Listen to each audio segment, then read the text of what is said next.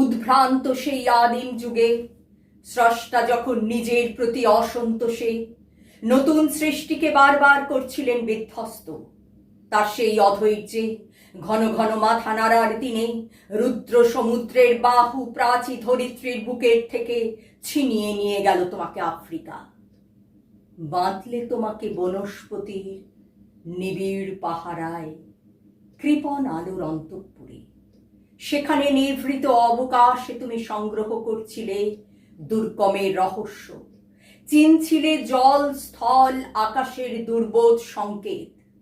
প্রকৃতির দৃষ্টি অতীত জাদু মন্ত্র জাগাচ্ছিল তোমার চেতনাতীত মনে।